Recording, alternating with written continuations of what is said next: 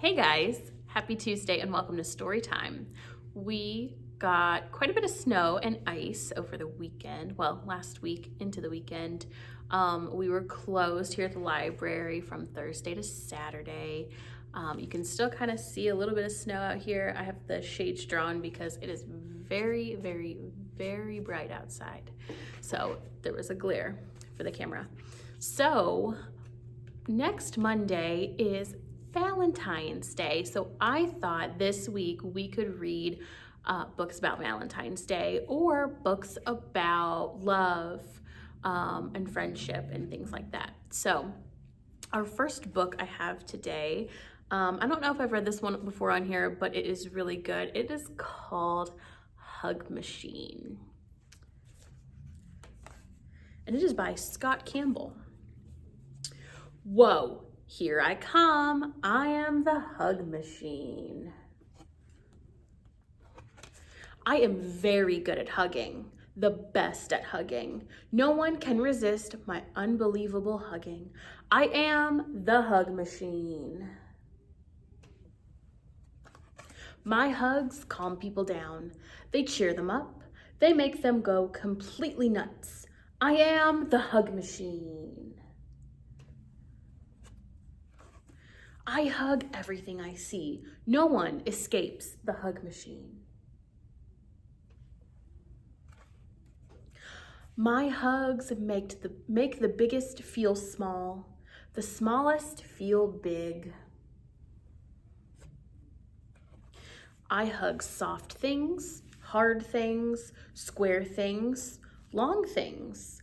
I am the hug machine. Oh, do you need a hug? I think you do. Hug accomplished. There is nothing the hug machine will not hug. What about me? I am so spiky. No one ever hugs me. They are missing out. What about me? Surely I am too big for you to hug. Of course not. Not for the hug machine. People often ask what the hug machine eats to keep the hugging energy high. Well, the answer is pizza. The hug machine likes pizza very much. I like pizza too. Does that mean I'm a hug machine? Refueled and ready for action. Hug, hug, hug, hug, hug, hug, hug. Hug.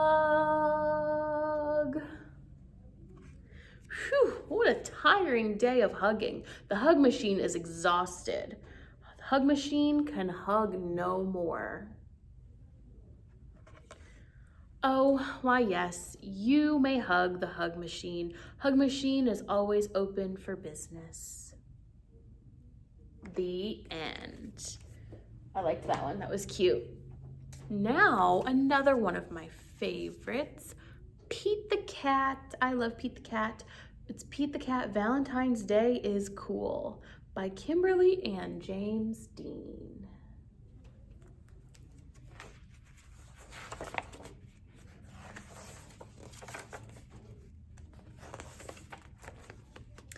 It was the day before Valentine's Day, and Pete was riding his skateboard home when he saw his friend Callie. She was holding a big red heart that said love. Have you finished your Valentine's Day cards? Asked Callie.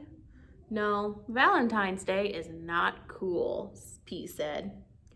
Oh, Pete, Valentine's Day is my favorite holiday. It's a day to tell people how special they are to you, Callie insisted.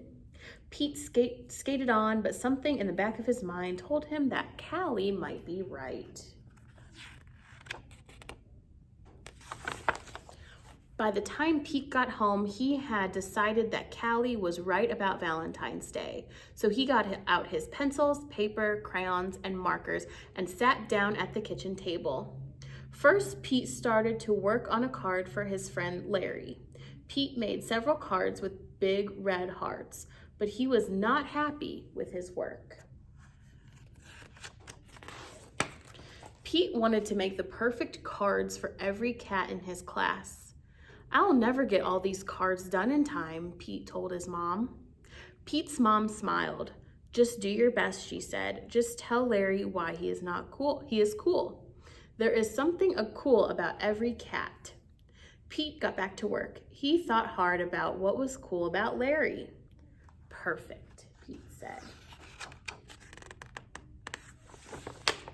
After that, it didn't take Pete long to make cards for all the boys.